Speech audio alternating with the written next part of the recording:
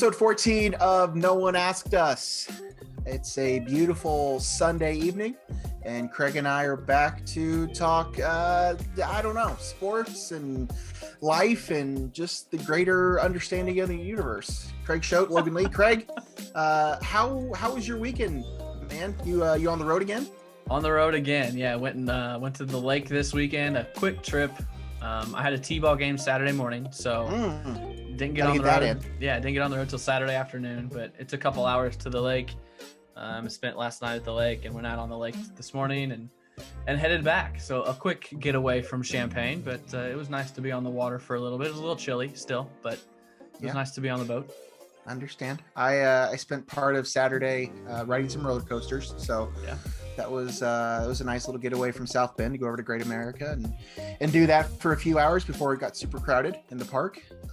So that was good. So I drove right by Great America. You did. By the time that you sent me that, I was already long gone from there. I got there right when the park opened, and about 10:30, between 10:30 and 12:30, I had already ridden 6 or 7 rides, some of them more than once. And then by about 12:30, everything was like at least 40-minute wait for every ride. And I'm just like, I think I've had enough. So what's their COVID restrictions right now? Masks everywhere. That's it? No capacity or anything? I don't know. It seemed they probably weren't at full capacity, but I don't know what their restrictions are. I honestly didn't look. Yeah. But we didn't have any problems getting passes. So anyway, that was our weekends. We were recording this on Sunday night, about 9:20 Eastern time, 8:20 Central. Currently, we're in the 7th inning of Cubs Cards. And there's currently no score, but that's probably about to change. Before we start, real quick, don't forget to give us a follow on the Twitters and everything else. We're at No One Asks Us Pod on Twitter. He's at Craig W. Schote, and I'm at the Logan Lee. If you want to reach out to us, you can reach out to us that way. So a few things we want to talk about this week. Since I've just mentioned baseball as the Cubs managed to get it out there. So far this series, Cubs Cards have been split. I haven't really watched a second of baseball up until tonight, this weekend. So I haven't watched much sports this weekend in general. So I know there was some NBA playoff action that the world was in uproar about. I saw LeBron James had another Golden Globe winning performance tonight. But that's besides. Suns win though. Craig, our resident Suns fan.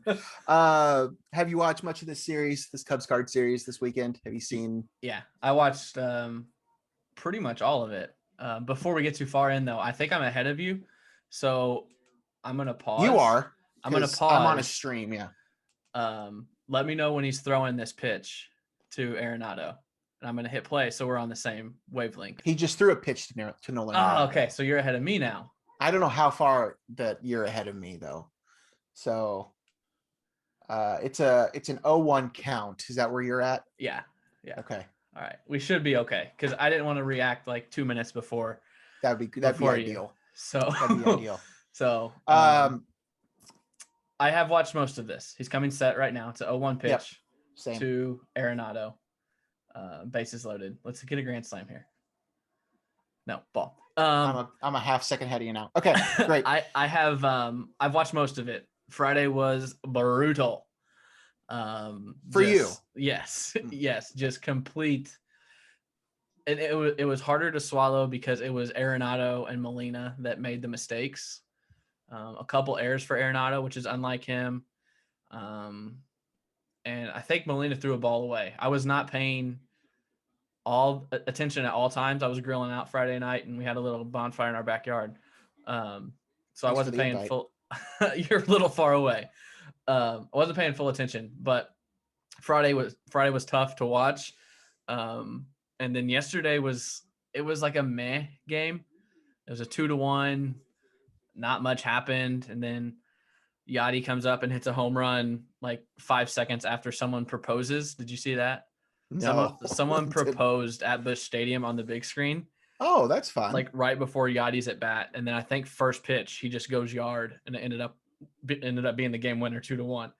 So I'm glad neither of us are getting swept. I'm glad the Cardinals are going to be able to keep their lead in the division. A win tonight moves it to 4, a loss to 2. So yeah, it's about what I could ask for, just at least get a game so you can keep the lead in the division.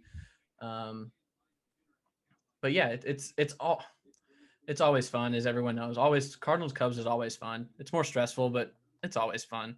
Yeah. I've always said that I enjoy it more when the Cubs are good. Even coming from a Cardinal fan, the last 5 years when the Cubs have had quality team, it's been so much fun, even though you guys kick our butt all the time, I feel like.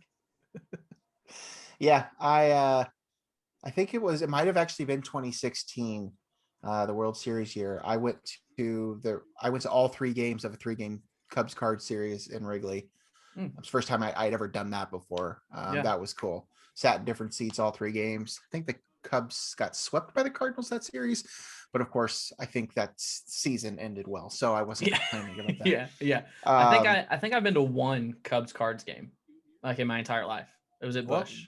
We're gonna change that this year. I have been actually looking at tickets for the July series in Chicago. Will that be coming out of our podcast budget? Yeah, those tickets. There's no podcast budget. I think all the viewers and listeners know there's no podcast budget. Oh no. Oh, well, that's the beauty of the Cubs Cards rivalry, is that every game is fun, and what's interesting though, I mean, this, and I'm sure you've heard it because everyone was talking about it. This is the first time the Cubs have been in St. Louis since 2019. Did you remember that? All of the games last year were in Wrigley. All 9 Cubs Cardinals games last year were at Wrigley. Really? Yeah. Cubs did not come to St. Louis last year. Yeah. Well, because it's a boring city. Okay. Sorry. I just had to. He is still getting booed for that. He's gotten booed every at-bat this series because of it. And I like to think of myself as a realist Cardinals fan. He was joking. Like, he was. He was absolutely. Although joking. Compared to Chicago, St. Louis is pretty boring. He's from Vegas, and he spent the last 2 years of his professional career in Chicago. So, I mean, San Diego, Las Vegas, Chicago, St. Louis. I mean, it is what it is. I'm about as big of a St. Louis fan as you would find. I'm from about an hour outside the city. So, I like the city. There's not a lot to do. I mean, there's some things, but if you're there for like a couple weeks, you're going to run out of stuff to do. So I see where he was coming from. And he was it Dempster that he was talking to? It might. Yeah, I think so. Something like that. Cubs convention. Yeah. I mean, it was all in fun. Yeah. I mean, he'll change his mind when we trade for him at the deadline. Oh, there it is. There it is. I'm glad that the Cubs have remained competitive.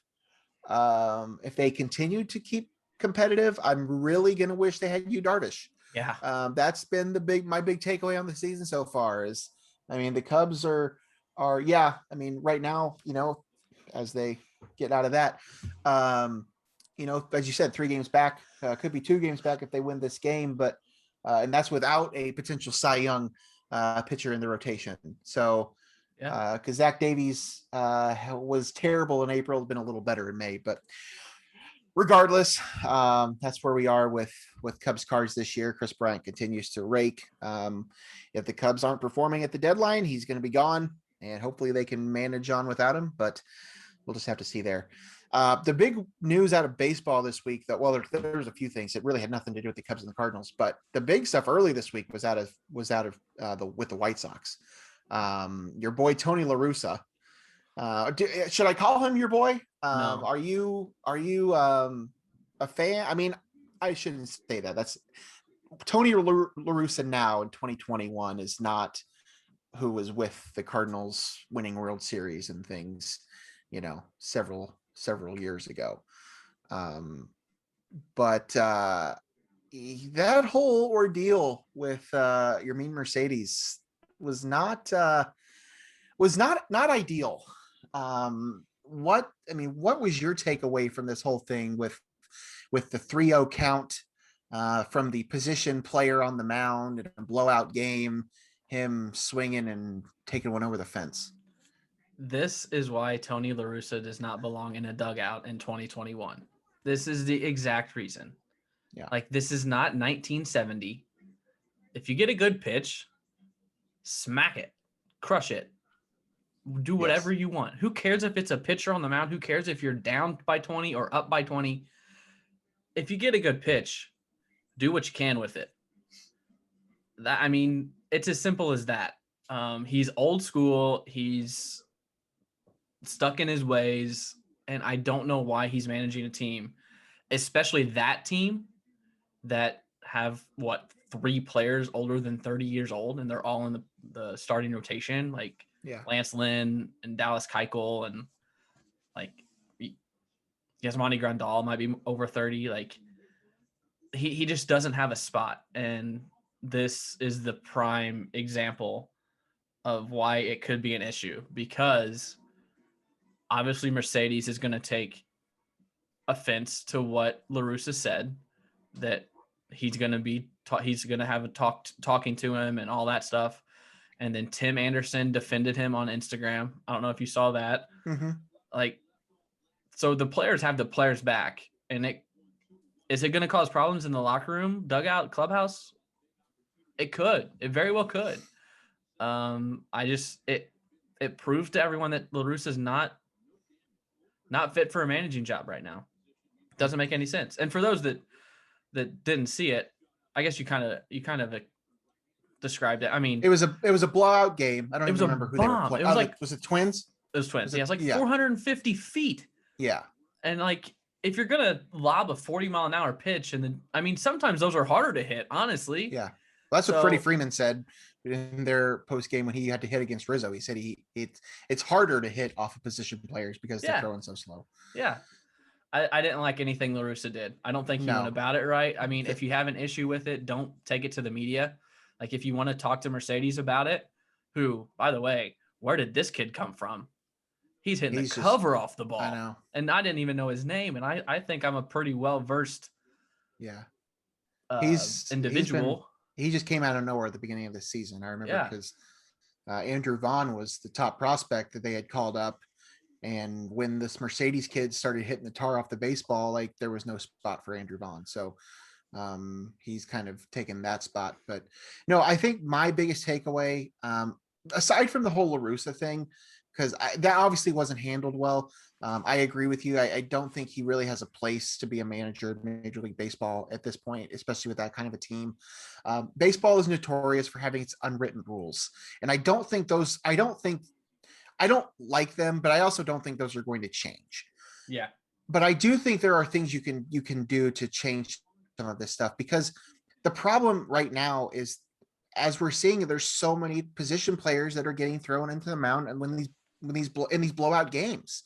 And I don't think that's necessarily fair, because I think I can understand, the whole 3-0 count if you're still, throwing your normal pitchers out there or whatever. But like, once you go to a position player, once your catcher or your second baseman is out there throwing 40 miles per hour and you're down 15 runs, I don't think the rules abide.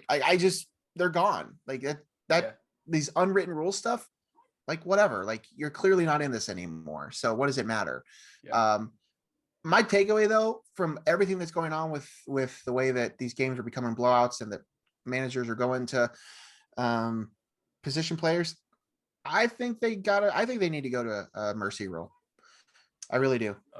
I think they need to go like you see at, college level or whatever. And I know they've talked about it. I mean, I'm not making this up. I mean, it's been discussed. I think you need to do something. There's no sense in just throwing, when you're down 10 runs, throwing some, second baseman out there to throw 40 miles per hour just to save a pitcher, because that's what they're all trying to do. Yeah. There's all this talk right now about what's wrong with baseball. We're going to talk about the no hitters in a second, but everybody out there is trying to throw 100 miles per hour, and it's just a different type of game with the way pitchers are, working anymore and what they're doing. And do I think it's a drastic thing to go to the mercy rule? Sure, maybe, but I mean, whatever. We're already doing 7-inning double headers. So if a team's down 15 runs after 7 innings, why do we have to keep playing? Yeah. Like, why can't we just call it there? That's kind of my take on it. And I don't know that necessarily solves this whole thing, because the La Russa thing is its own animal, and the way he handled that situation was the big ordeal with this whole and then what happened after with the pitch in the following game at who or behind whoever. But with that being said, I still think they need to do something about it, because it's getting out of hand, I think, with the number of position players that are getting thrown out there on the mound, because they just don't want to waste an actual pitcher in a blowout game. Yeah, I hadn't thought about mercy rule. It's, I guess, because it's major leagues and you don't expect those kind of games. I guess I hadn't really thought of them implementing that. It's a good thought. My initial thought on that, though, is, I mean, you saw, I guess it wasn't really outcry, but I think a lot of people disagreed when Madison Bumgarner wasn't credited for his no-hitter through 7. So then you're taking 2 innings of stats away or something like that. I'm not saying any of these solutions are perfect. I mean, nothing in Major League Baseball. Nothing in Major League Baseball is perfect right now. And as I don't think that this is like a perfect solution, but I know that the way pitchers are, the way we are trending with pitchers and the way pitching is handled in those kind of situations, like, what's the point? What does it matter? Who's pitching the last 2 innings in a blowout game if it's not a pitcher on the mound? Like, what does it matter? Whose stats matters at that point? When Anthony Rizzo and Matt Duffy and whoever are out there, throwing the last 2 innings for a team, it doesn't, I don't know that the stats should really matter that much. So what takes priority this offseason as far as changes or rules? Is it universal DH? Is it automatic strike zone? Is it figuring this out? These are a lot of things that we've talked about that have been talked about in the greater scheme of baseball. I think they need to figure out why pitchers have been so incredibly dominant. And everybody has their own opinion.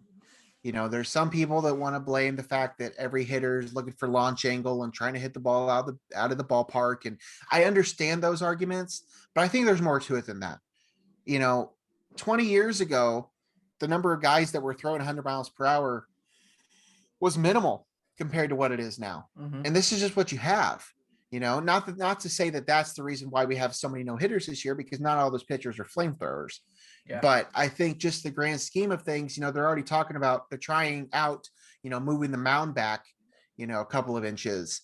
They're trying that at the minor league level. Just different things like that might give the hitters a slight more advantage, because batting averages are so down. That's the thing. Baseball needs to focus on how to get people to watch it. And they have a lot of issues with that. And that can be a different conversation for a different day. But I think blackout rules are terrible. It's awful. The way they market themselves is awful. Mm-hmm. If you show, I would say if you show the majority of sports fans a picture of Mike Trout, they probably don't know who he is. And that's a problem. He's the best player in baseball. It's just, baseball doesn't know how to market itself very well. And then they get exciting players like Fernando Tatis and, like a Tim Anderson or like a Mercedes, and you have these fun situations, and then you have fun suckers that are, ripping them to the media, telling them that that's against the unwritten rules of baseball. Like, get over yourself. Like, baseball needs to do better about getting itself in front of fans and a younger fan base. They just haven't been able to do it. I don't know what they need. They have a lot of things they need to do. I don't think it's, they talked about the pace of game, and that's not great. I'm not trying to say that it is. I don't mind the new rule with, the three batter minimum thing, like that type stuff. I don't mind that. I don't mind even like the pitch clock type stuff. I don't think those are the bigger issues though. Yes, the pace of play sucks, and they do need to work on that, but I think there are other things that need to be fixed. Nobody is going to a baseball game to watch a 1-0 game.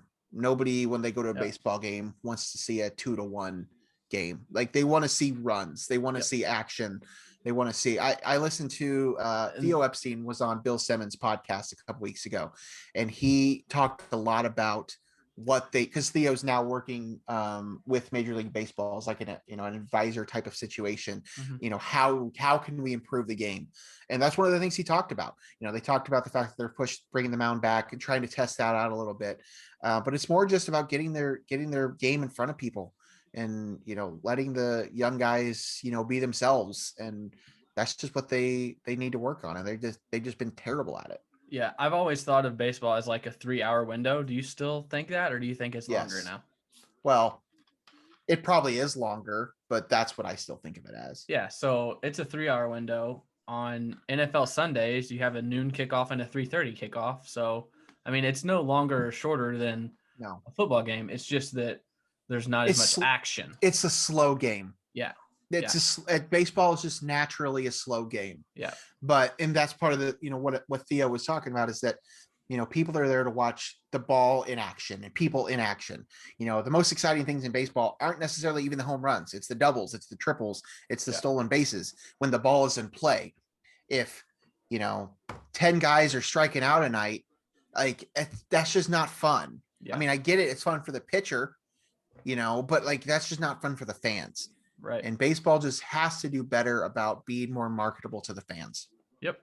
The NBA has done great at it. And I understand not everybody is a fan of the NBA, and that's fine. And I'm not like the biggest NBA advocate or supporter or whatever, but that's not because I don't think it's fun. Mm-hmm. Like the NBA Adam Silver has done a tremendous job of marketing the NBA and getting the NBA out there, attracting a younger audience. Baseball just hasn't been able to do it. They have great young talent. They have great young, exciting players. They just can't seem to get out of their own way. Yeah. And I think that's been their issue for a while. The thing that annoys me most, speaking of pace of play and all that, and I go back to Skip Schumacher, who after every pitch takes a step out of the batter's box, adjusts both gloves, spits on his hands, does this whole thing, rubs his hands in the dirt. Takes like 20 seconds just to get back in the box. That's got to stop. Yeah. But yeah, I agree. There's a lot of changes that can be made.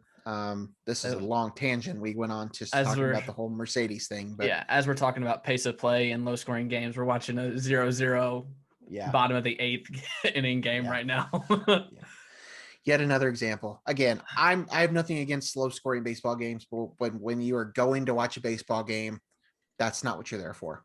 Mm-hmm. And they got to do something about it.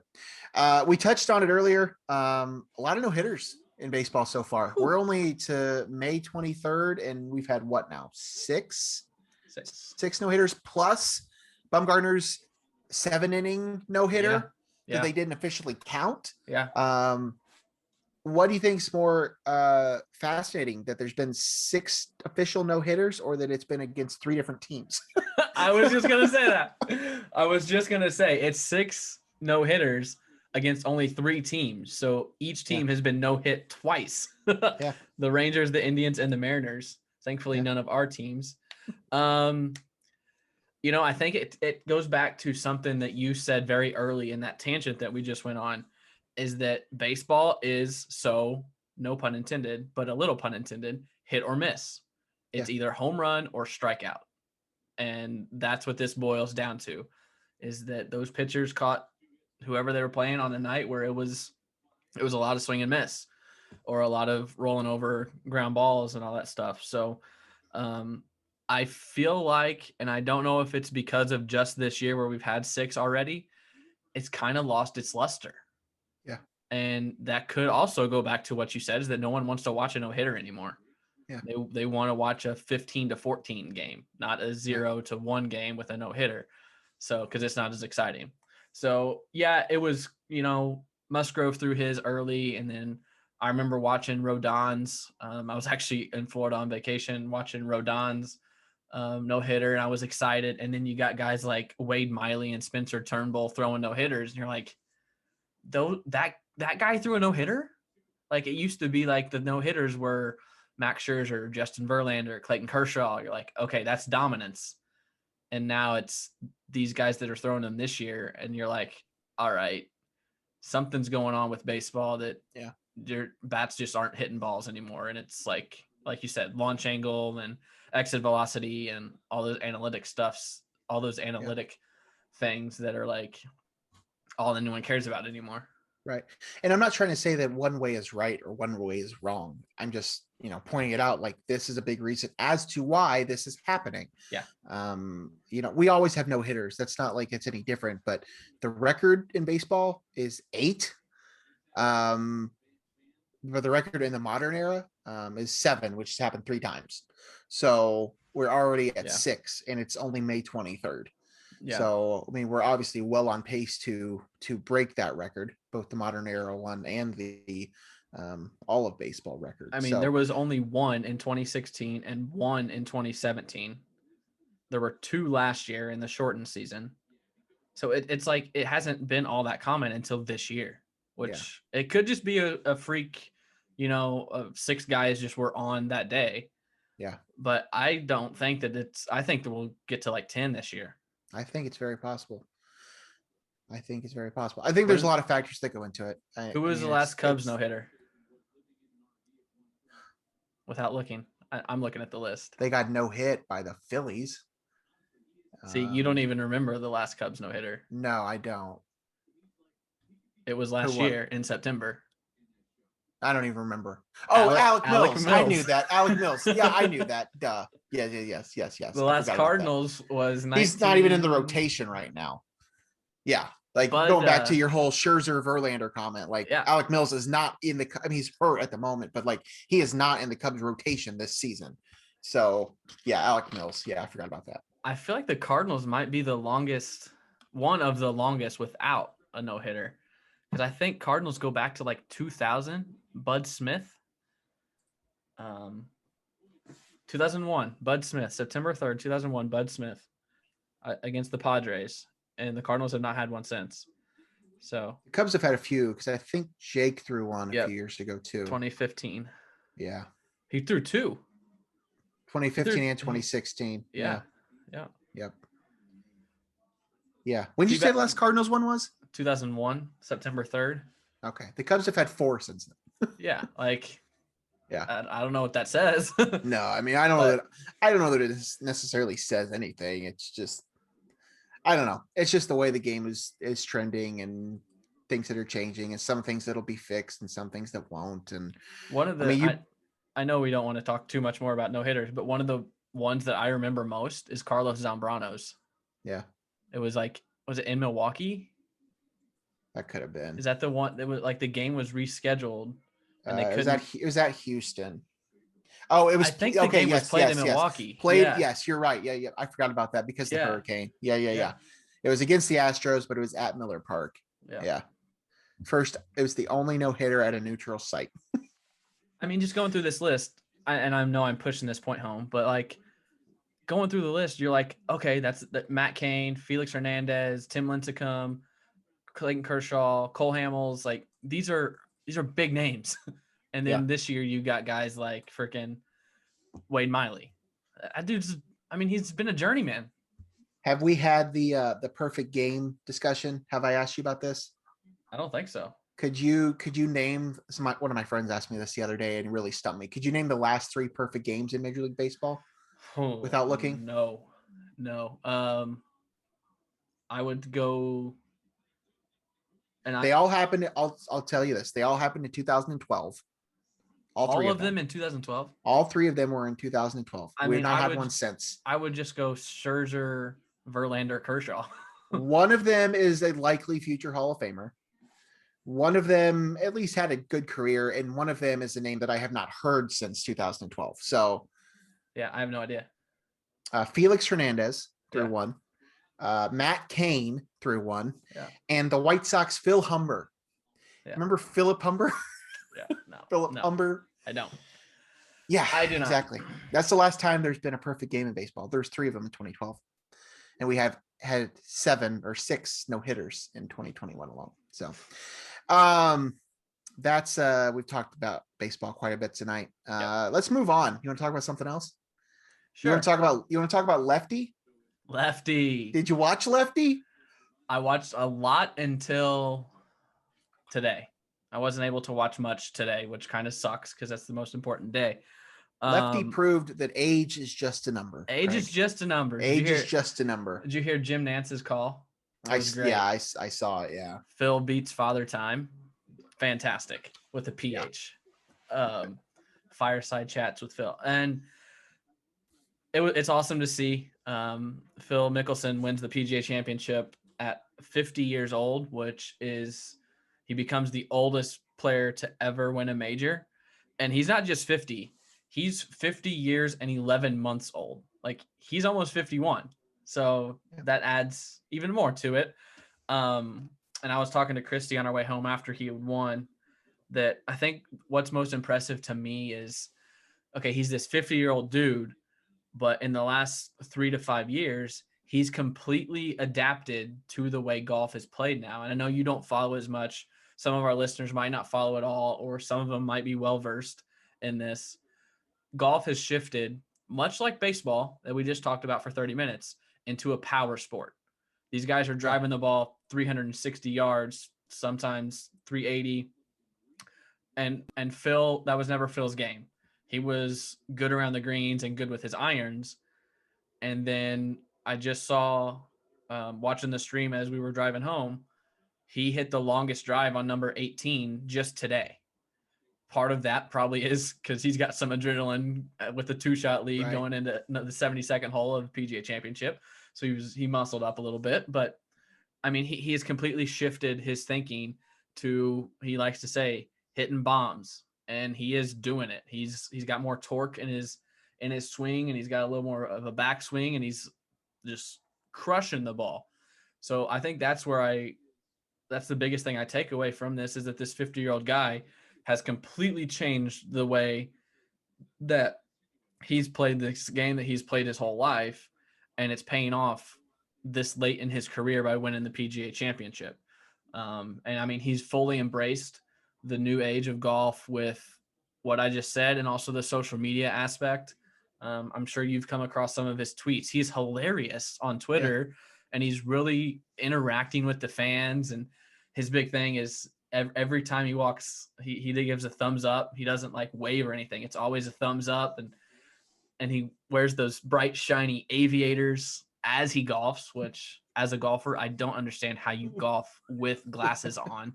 It just screws with my vision. So props to him for that. But there was a lot that I took away from him winning a major. I mean, by no means did I ever count him out, because he's still a good golfer. Obviously, I fully expect him to make the cut every week, but to win a major at age 50, it's very impressive, and also gives me hope that Tiger can win a couple more, because he's not quite 50 yet. So if he can stay healthy, but that's another thing. Phil is also in really good shape for his age. So yeah, it was a fun weekend. The course is a brute. It's right on the ocean, just south of Charleston, South Carolina. So I think the last 4 holes for sure are right on the ocean. So if the ocean's got a breeze coming off of it, it can be pretty brutal. And it was on Friday, more so than any of the other 3 days. I'll accept that base hit by Chris Bryant, because fantasy baseball. But I would have liked to see a little more carnage and some higher scores. But it kind of eased up over the weekend on Saturday and Sunday, and Phil won it at 6 under, I think. But actually, our friend of the show, Brett Barron, played that course like 2 or 3 years ago, and he told me how rough it was. So yeah, it was fun to watch. Did you watch any of it? No, I didn't. I was gone yesterday all day, and I wasn't really around most of the day today. So I didn't really watch much of any TV until I turned the Cubs game on. But no, it's good to see, him doing that. And I've always liked Phil.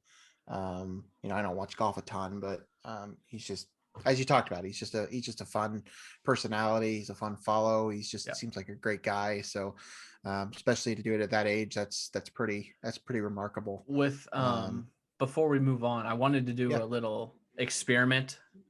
Oh. Per se, but not exactly an experiment.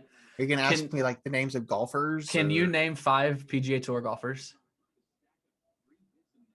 that were actually active in the championship this weekend? That are still playing, yes.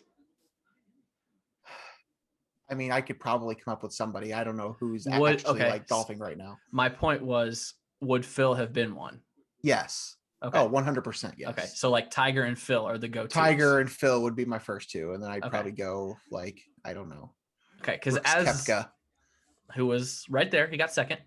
I didn't even see the leaderboard. So as invested as I am in that, to me, there are so many younger names that Phil has kind of become an afterthought. So I wasn't sure. Not to me. Okay. That's what I was asking. I wasn't sure what everyone else thought, because he hadn't won a major since 2013. He won a tournament in 2019, I think, but he's not someone that you expect to be at the top of the leaderboard anymore. Right. No. And I get that. No, I get that, from a performance standpoint, but yeah, if you were just to ask me on the spot, name 5 golfers like you just did, like, yeah, him and Tiger would be the first 2 names that I would give you. Okay. Yeah. But other than that, I mean, I could come up with somebody, but yeah, to your point, yes, for me at least. I don't know about other people, but yeah. What told me too that he still had it was, obviously he turned 50, and when you turn 50, you qualify for, used to be called the Senior Tour, and now it's called the Champions Tour.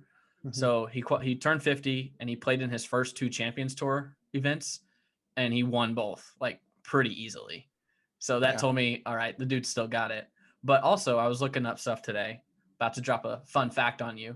Oh, Phil Mickelson has never been ranked number 1 in the official world golf rankings. Really? Does that surprise you? It surprised me, like big time. Yeah, it does.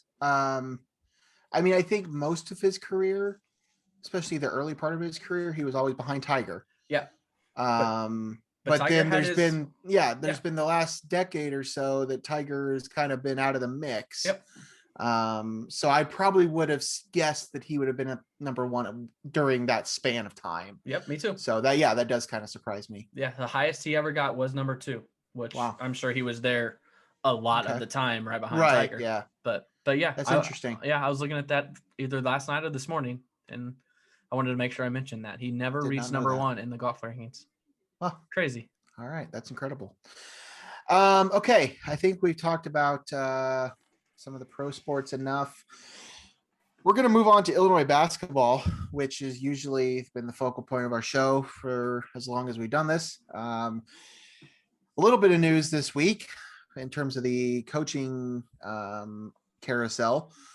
We've been kind of hinting at it for a while and trying to see what was going to happen, but it does sound like it's officially happening now that Stephen Gentry, one of the third of Brad's assistant coaches this year, is also out the door after Chin and Antigua left to go to Kentucky. Now Stephen Gentry is going back essentially to Gonzaga, where he has had some experience there under Mark Few. So within the past couple of weeks now, Brad Underwood has lost all 3 of his assistant coaches from the 2020 season. 2 of those vacancies have been filled. Chester Frazier, who we talked about an episode or 2 ago, the former Illini point guard, has taken one of those 3 spots, spent the last few seasons at Virginia Tech. So he is one of the 3, and he's already been on the recruiting trail, trying to bring in, get some guys and keep some guys and all that stuff. So that's the first. The second vacancy was officially filled this week by Jeff Alexander, who has been a support staff person under Underwood the past couple of seasons at least. Does have some coaching experience, coached, at the mid-major level, that type of stuff. So he is filling one of the vacancies. So there is still a spot open. We don't really know what's going on with some of this stuff. I know there have been some rumors around some names that have been circulating, but nothing has happened of this, which I will admit at this point, it's kind of alarming. And I know we talked about that last week. We haven't really been sure how to evaluate, how to respond to some of this stuff. The big, and you've mentioned it a couple times, both on the show and off the show, the fact that, Josh Whitman was willing to toss, $1 million contract at Orlando Antigua to keep him, which would have made him the highest paid assistant coach in all of college basketball. to the fact that here we are now a few weeks later and we still don't really know what's happening. So it is kind of alarming. And I know that there's other factors that obviously go into this. You needed Stephen Gentry to leave before you knew you had the third spot officially. But you've at least had one spot open. And I don't know what's going on. And that kind of, I'm not saying that I need to be in the know, and I'm not saying that it necessarily has to happen right away. Yeah. But it is kind of alarming that it has been this long and we don't know anything. Yeah. Is that how you feel? I mean, there must be some kind of like unknown thing that Illinois is like the Black Plague or something, that no one wants to come here, because I don't get it. I know there have been a couple swings. There was a really interesting thing that happened with one potential hire this past week that I'm not going to get into because I don't have any specific insight to it, but what I've heard from other people that I don't want to steal any of their reporting is something that we all might want to know the answer to once all of this blows over. I don't get it. You're a number one seed from this tournament and you lose all of your assistant coaches and none of them to head coaching roles, all of them taking other assistant coaching roles. Given two of the three are going back to somewhere that they previously were. So those make sense. So we're also talking about Kentucky and Gonzaga. Exactly. And that's the biggest thing that I've been sitting on this whole time. People have been asking, what's going on? Surely there's something going on within the Illinois program. And I can understand why that would be alarming. But I've been on the side where, yes, that is true, but it's Kentucky and Gonzaga. Yeah. But I guess where I'm at now is that we still don't have any answers. We still don't know what's happening with this coaching staff. It's now May 23rd, as I've already said several times, and we don't have an answer. Yeah. And that is alarming. Yeah. The one spot, Chester Frazier, obviously good hire, a name that we both approve of and seems to be jumping right in and getting to work, making offers and trying to get guys on campus now that you can get some official visits in. None scheduled yet, but yeah, there's still a huge hole in the coaching staff, and there are still names out there. I just don't know where Brad's going to go. There have not been any official reports of, so-and-so turned down Illinois. It's all a bunch of reporting and nothing that can be confirmed by anyone.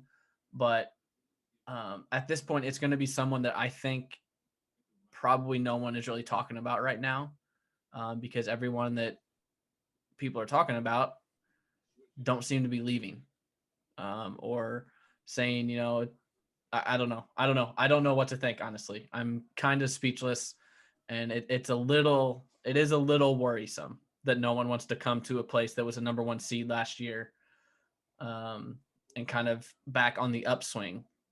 Although you did lose 2, maybe 3 of your starters. So the roster is kind of depleted. And I don't know if that's holding people back. But like Brad says all the time, Illinois is a top 20 program. They're like number 17 all time in wins.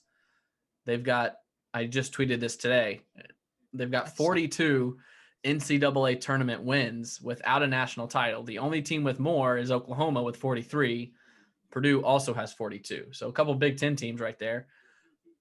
What I tweeted was, is this a good list to be on? Like, are we happy to be on this list? I see both sides. Yeah, you're successful in the tournament, but you don't have a national title. Not happy to be on the list, but if I'm going to be on the list, I'm happy to be at the top. Yeah. That's the way I look at it. So I don't know what to expect.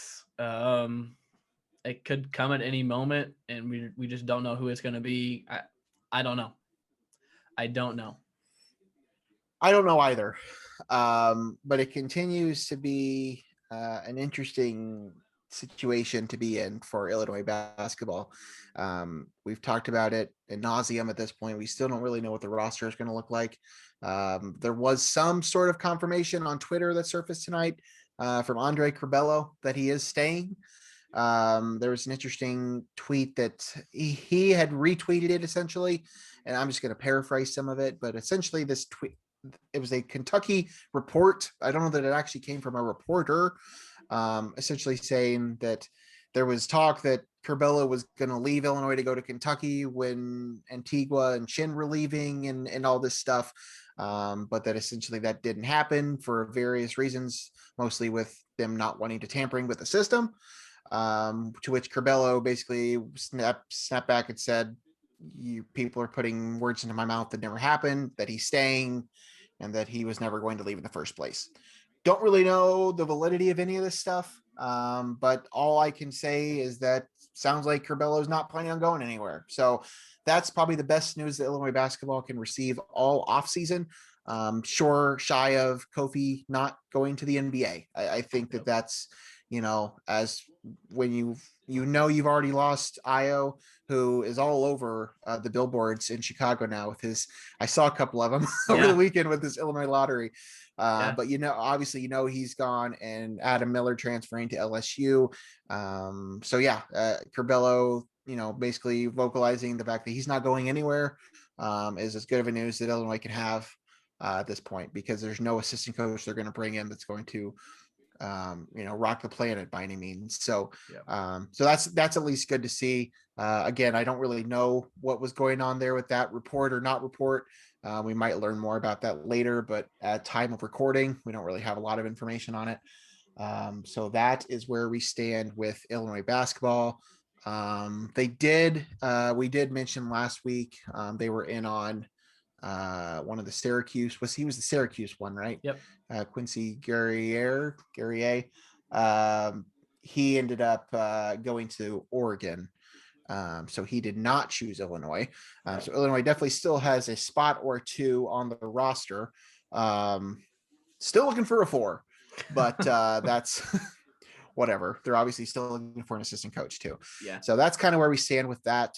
What do you think of promoting Alexander?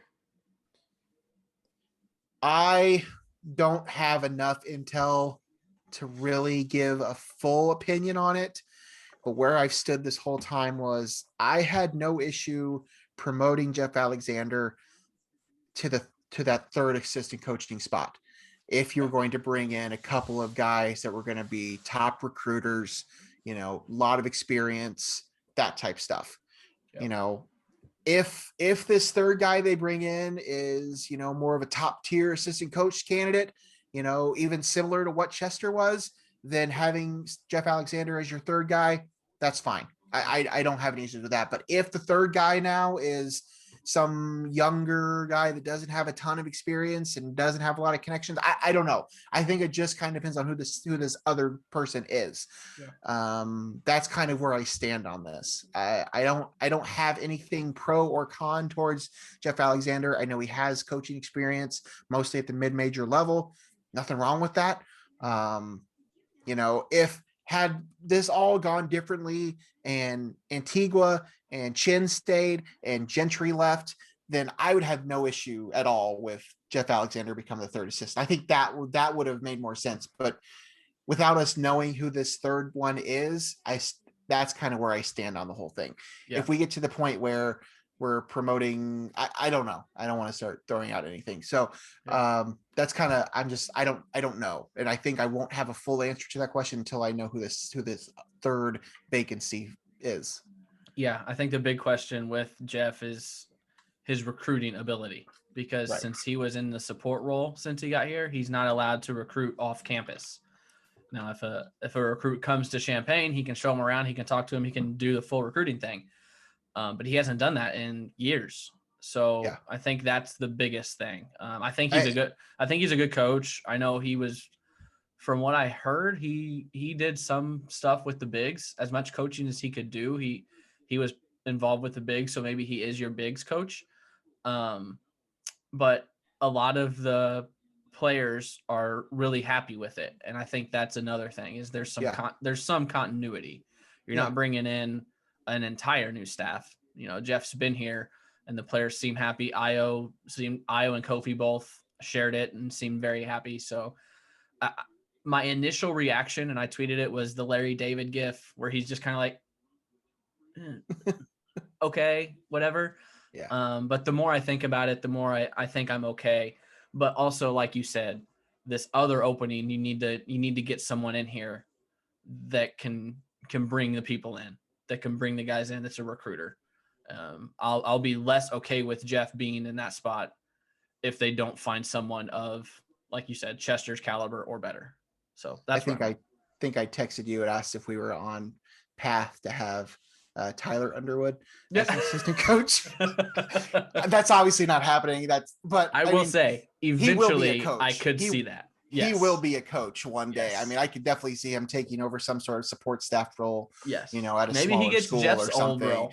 I could definitely see that, but my joke, was that Yes. maybe we're just going to throw him into that role because he will eventually be a coach. I have no doubt about that. But so that's where we are with Illinois basketball. We might know more later about this other vacancy, but as of right now, we do know that they have the 2 spots filled at least. So anything else in the sports world we need to talk about? I know we're probably running up on our time. Yeah. Only other thing is NBA playoffs going on. Oh yeah. Blues got swept. Not surprised. Hockey's done. Yeah. Are we done with hockey?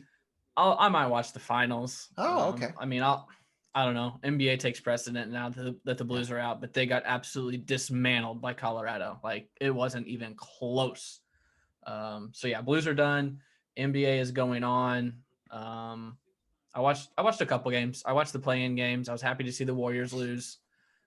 Happy to see the Grizzlies get in. What do you have against the Warriors? I don't like. I'm just Draymond. curious. I don't like. Yeah, I just don't. I didn't like their whole dynasty run. The only player I like is Steph. Clay's okay. It's mainly Draymond. I really don't like Draymond Green.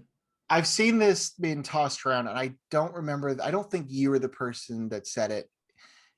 Is Steve Kerr a good coach? I did not say that, but I saw it as well. I've seen that circulating around the Twitter sphere. Is this ball game over? Nope. We're going to extras. Extra innings. You sound like a baseball fan at Wrigley Field that can't tell the difference between a fly ball and a. I said that early in the year. I was like, I don't know what it is, but I am off this year. I am so off this year. Like, normally I can tell, like, oh, it's a fly ball, or that's a home run. But every fly ball this year, I'm like, oh, it's a home run. Oh, he caught it. The outfielder had to go in to catch the fly ball. Can I give you a fun little Logan embarrassing story? Of course. In relation to that. So I don't know what this, I would have been in high school, I think, probably late high school, maybe like right before college or something. But I was working out at Danville Stadium. I was doing Dan's games, and I was doing I was doing play-by-play on the internet stream, basically. So there might've been 5 people listening to it. But I had not called many baseball games at all. At that point, and we were set up right behind home plate, and I'll never forget, there was a ball that was hit high, and it looked deep, and I called it high, deep fly ball to center field. Nope. That's gonna be fly out to the pitcher. It was so bad. It was so bad. Wait, you were in the press box at Danville Stadium? I was a step below the press box. They have that little. They have the awning. You can't see where you can't see where fly balls go there. You can't see anything. I have terrible depth perception. It was awful, but I called it as like deep fly ball center field. Nope, that's going to be the second. Nope. That's just back to the pitcher. So that goes back into that story. So anyway, we are in extra innings at Busch. That's that. In the sports world, as you mentioned, the NBA playoffs are going on. We'll talk about more of that in the coming weeks. Oh, Steve Kerr. Is he a good coach? I'm just asking because I've seen that flying around. I see where you're coming from. Kind of he doesn't have a whole lot to do because he had so much talent and he hasn't done anything since KD left and Clay got hurt. I see where you're coming from, so there might be some validity to it. I don't know that many NBA coaches are good X's and O coaches. Do they coach? Exactly. Yeah. Exactly. Have any of LeBron's coaches actually coached? That's a serious question. I think. I mean, his coaches have been who? David Blatt, Frank Vogel right now, Tyronn Lue. Yeah, so probably not. No, I think Popovich is a great coach. Yeah, I agree. actually Quinn Snyder might be a pretty good coach. He's done really good at Utah. Yeah. So there are a few, but I No. think Kerr is a very hands-off coach. Yeah. In the first place, I don't think he's doing a lot of X's and O's anyways. So No. I think he's doing what he needs to. No, I think he's been right for that job. Oh my God, I forgot the runner on second and extras. They've had some bad luck with injuries the last couple of years, so can't totally fault him for that. But anyway, we'll talk more NBA as the playoffs go along. Before we shut down, I did want to mention I did go see a movie today. I'm not big into horror movies, which we talked about, and the Saw movies especially have never really been my cup of tea. There've been like 8 Saw movies up to this point. I've maybe seen like 3 of them. I'm not really into the gore like that avenue. But I did go see the new Spiral movie, the Spiral from the Book of Saw, starring and executive produced by Chris Rock, the comedian Chris Rock. What? So yeah. Also starring Samuel L. Jackson. Okay. As I said, I've never really been into these movies. It's the eighth or ninth movie of the series. So I didn't really have a lot of expectations for it, but I thought that maybe having those 2 guys involved might actually breathe a little life into it. I didn't really get that vibe from it. It was just kind of the same thing. It was Chris Rock trying to be dramatic and funny and in a horror movie, and it just wasn't really vibing for me. But it was okay. I've definitely seen worse movies, but it's not going to fare well for me this year. We're going to give it a 2.5 on the star. I saw you're good. I saw your graphic last year last week. That was good. I was gonna verbally ding, but we'll put Ding. the ding in the ding in 2.5. Yeah. We're giving it a 2.5. So Spiral from the Book of Saw is out now. Next week though really starts the movies. I gave you that list. Yeah. We're gonna have a lot of movies to talk about this. I'm gonna need a HBO Max subscription, I think. I'll hook you up with Tim Lee's account. The Friends reunion might make that worth it. So that's this week, the 27th. Yeah. I'll be there for you. Do we need to have a live show for that too? Are you gonna cry or no? I like all these reunions, but like I want like give me like a 3 episode. Like give me the show. Like I don't like it's cool that they're gonna sit there and like talk about the show, but like give me 3 more episodes or something. Like I don't know. They're afraid to do that because they don't want to like tarnish the reputation of like what the show was and everything. And yeah, it's a lot more for actors to act than it is for them to just sit around and talk on the couch. But I watched the Fresh Prince. Was it weird to you that James Corden is like hosting it? They have a lot of weird people that are involved in this show. It's just the whole thing is just kind of strange. Huh.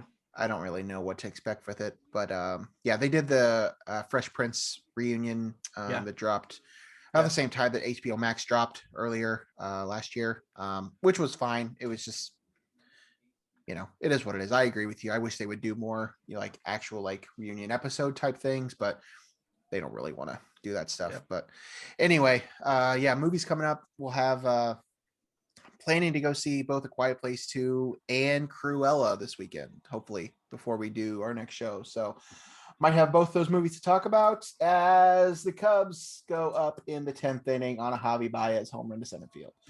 So that's cool. Was it a 2-run bomb because there was that runner on base? So that's awesome. Hopefully when this episode drops, the Cubs will only be back 2 episodes, 2 games in the division behind the Cardinals. So do we want to get into the MLB issues that we have with MLB The Show? Speaking of Javi, have we talked about him on this? I don't know what we've talked about on air, off air, in text messages. We've touched on it a little bit. What did you notice? We both have issues that text that I, for whatever reason, didn't see last night. We both have issues with MLB The Show franchise. I'm doing a rebuild. It's with the Tigers, I think. And I signed Javi Baez after the first season in the offseason. I signed him to a 6-year deal at $7 million a year. Like, that's not realistic. Come on. It's awful. It's awful. And that's just one of many issues Do me a favor. This game has been terrible. Do me a favor. Go to the lineup screen, okay? And then pop around to each team and just take a look and see what sort of bench they have.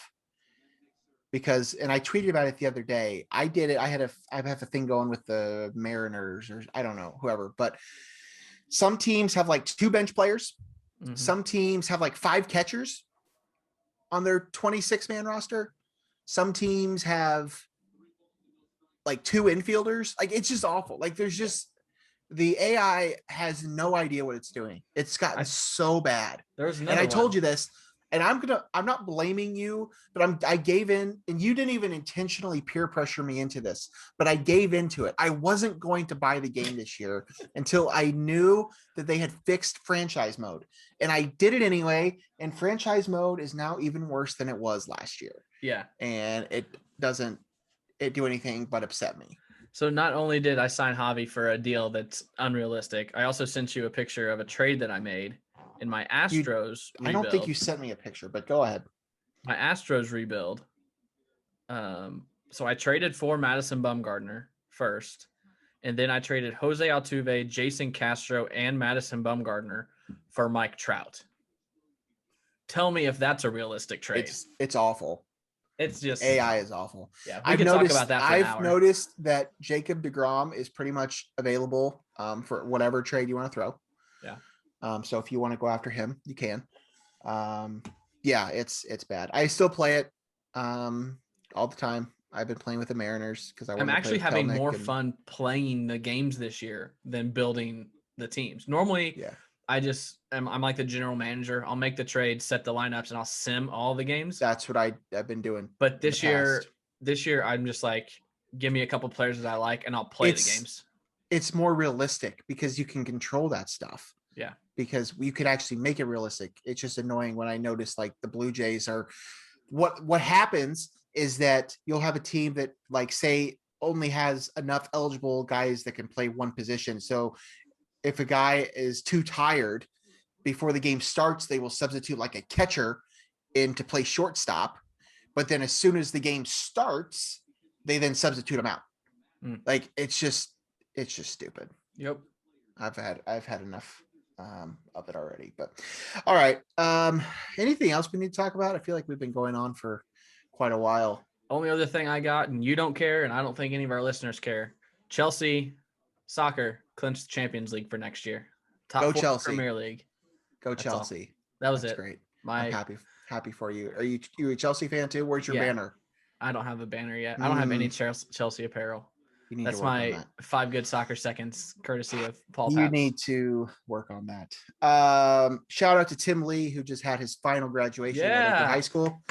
He'll be retiring at the end of June. So kudos to you for having a graduation that went off without a hitch, I guess, at least for the most part, and had no weather issue. Are you trying to score some brownie points with Pops right now? Giving him a shout out? No, I'm just giving him a shout out. I just felt like the man deserves it because I know he listens. We might only have 12 listeners, but I know that my father is one of them. So thanks, Tim. Because every time I'm around him, he happens to have it on. He listens to like 16 podcasts, and we are in the mix. So, at least you should be honored that you're in the mix for Tim's podcast. So, all right, that's going to do it for us. Don't forget to give us a follow. If you're not doing it already, No One Asked Us Pod on Twitter. He's at Craig W. Choate. I'm at the Logan Lee. You can email us at nooneaskedus2021@gmail.com. This has been episode 14 of No One Asked Us. We'll be back next week sometime. Who knows when? Who knows what we'll be talking about? But we'll do it then. So until next time, for Craig Choate, I'm Logan Lee. Bye.